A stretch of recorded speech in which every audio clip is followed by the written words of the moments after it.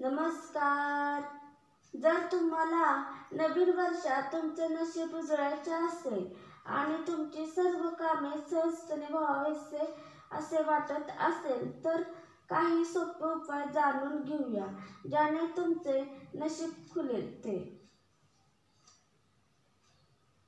नवीन वर्षाची सुरुवात लवकरच होणार आहे. 2024ला निरोप आणि 2025 या नवीन वर्षाचे स्वागत करण्यासाठी अवघे काही दिवसच उरलेले आहेत. नवीन वर्षात प्रत्येक व्यक्तीला आशा असते की या वर्षी आपले नशीब आपल्याला साथ देईल आणि सर्व कामे योग्य प्रकारे पार पडतील. पण ते काही लोकांसाठी आनंद आणि इतरांसाठी त्रास देते. काही उपाय सांगणार आहे ते की फार कमी लोकांना माहीत आहे. हे उपाय केल्याने शनिदेवही खुश होतील आणि त्यांची कृपा तुमच्यावर होईल. तुम्हाला नवीन वर्षात तुमचे नशीब उजळायचे असेल तर नवीन वर्षाची सुरुवात होताना लोकांवर ग्रह ताऱ्यांचे अनेक शुभ अशुभ प्रभाव दिसून येतात.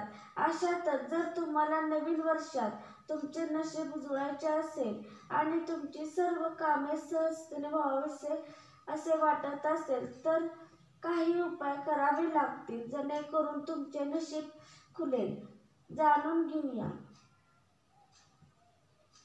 नवीन वर्षात यश मिळवण्यासाठी उपाय करा. शनिदेवाचा कोप टाळण्यासाठी शनिवारी हनुमानजीची चमेली आणि सिंदूर अर्पण करा. तसेच हनुमान चालीसेचे पठणही करावे. याने शनिदेवाच्या प्रकोपापासून बचाव होऊ शकतो.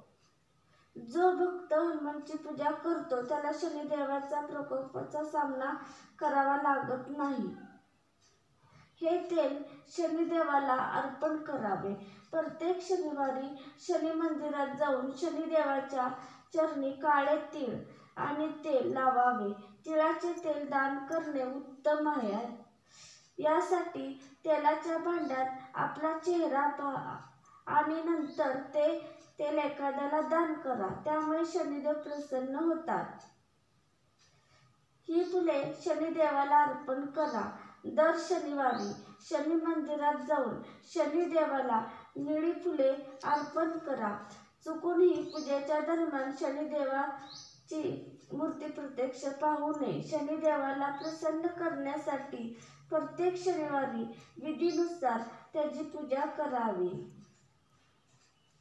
दररोज पिंपळाच्या झाडाला जल अर्पण करून त्याची पूजा करून आणि पिंपळाच्या झाडाला 7 वेळा प्रदक्षिणा घातल्याने शनिदेव प्रसन्न होतात.